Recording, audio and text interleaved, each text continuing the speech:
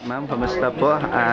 Pagbabalik radio, tama? Ay, naku, maligayang maligaya. I'm very thankful. I feel so blessed and syempre grateful sa mga nangyayari. How many years po before kayo nawala sa radio? 3 years actually. So, How do you miss po yung ay, pagbabalik sobra. Sobrang na-miss ko kasi nga, gaya ng sinabi ko kanina, iba talaga yung pagmamahal mo pagka radio eh. Ewan ko ba, parang meron kayong ibang connection with the listeners and ibang connection dun sa trabaho. So, talagang mahal na mahal ko pagka radio ang pinag-usapan talaga. Tapos po, ayun po, tulad nung tanong kanina, parang na-pressure po ba kayo ng papalitan niya eh? Ay, sobra naman. Siguro kahit sino naman talaga ang mailagay sa programang ito, yun talaga ang mararamdaman, di ba? Pero I'm very thankful na nabigay ni Madam Corina yung kanyang blessing sa amin ni Kaka Mark, di ba? And at the same time, nakausap ko rin siya, na nasabi niya rin sa akin na yun nga, hinabili niya yung mga programa niya, like yung Sinelas na program niya para sa mga kapamilya natin. Gagawin pa rin namin yun ni Kaka Mark. Parang how do you feel po ngayon na parang pagbabalik bahay niyo po sa ABS-CBN, parang ang dami pong dumating na opportunity sa inyo tulad ng hosting sa Singing Bee, yung umagang kay ganda po. Tapos ito, ano po yung... Ay, hindi ko talaga maipaliwanag yung pakiramdam ko. Parang sa araw-araw tuwing gumigising ako, lagi talaga ako nagpapasalamat sa Diyos. Yun talaga yung lagi kong sinasabi na wala na akong mahihiling pa, kundi yun na lang yung protection ng mga anak ko at yung kalusugan ng mga anak ko. At naku, talagang forever thankful ako sa Diyos dito sa magandang nangyari na pagbabalik ko sa ABS. Do you think po parang malaking, kumbaga yung decision making niyo po is naging very fruitful at naging hindi kayo nagsisidol sa paglipat kasi parang mas feel good, parang ganun. Sa lahat naman ng bagay, sabi nga nila, di ba? Pagka yung pagdating sa paghiwalay at pagbabago, laging mahirap yun sa umpisa, di ba?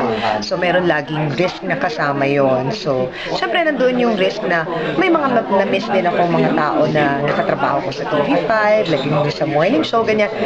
May mga naging magandang relasyon at may mga naging magandang pagmamahalin, di ba? So, nung lumipat ako dito, thankful din ako na we keep in touch pa rin. So, kahit pa paano, nandun pa rin yung connection. Tapos nakausap ko po nung Sunday, actually we visited po yung Face the People nila Tin and ni Jelly. Parang natuwa naman daw po siya na parang you give them blessings. Si Miss Tin, humingi siya ng blessing sa inyo. Sobra, dahil kumari ko si Tin at matagal na rin kami magkaibigan ni Mamu.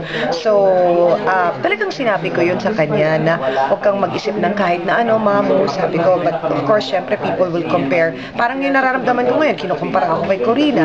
Si Tintin naman ikinumpara sa akin, hindi ba unfair yun? Let's give her the chance also na ipakita naman niya yung kanyang style, di ba? So, ako rin naman ngayon, nandun din ako sa ganung sitwasyon, papakita ko rin naman kung ano yung meron lang din ako at kaya kong gawin na alam naman natin, hindi ko kayang higitan si Madam Corina dahil Madam Corina is Madam Corina, di ba? So, I will just be myself. Yung ganun. Parang ano po yung, parang I don't know if you wanna answer or not, ano po yung reason that you resign from that maybe stressful po but drainful tulad nung sinabi actually sinabi nga rin po ni Miss Tin na medyo pero medyo drainful and medyo parang yung negative mahirap energy, talaga. yung ganun. Mahirap talaga yung programa na yon.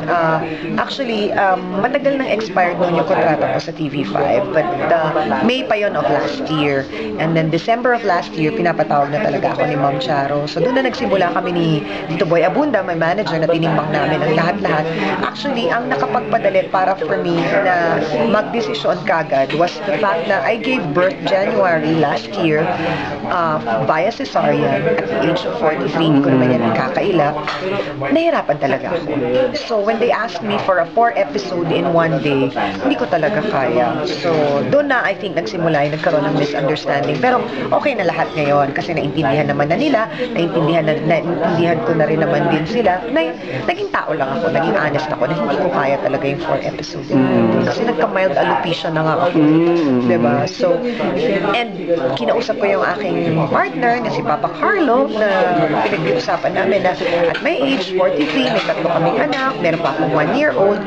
Hindi naman tayo siguro pababayaan ng Diyos na bibigyan tayo ng ibang blessing, na magkakaroon ka ng ibang trabaho, na parang I feel na it's time that I should concentrate with my kids. So, yun ang nangyari. Yun yung naging decision namin. Tapos ngayon po, parang na-feel niyo po na you feel relaxed po, no? Singing Bee, that you just, although you don't know how to sing, pero nandun kayo. Yeah, Tapos sa umaga. positive lang, masaya lang, very light. So siguro ganun din talaga buhay natin paminsan-minsan.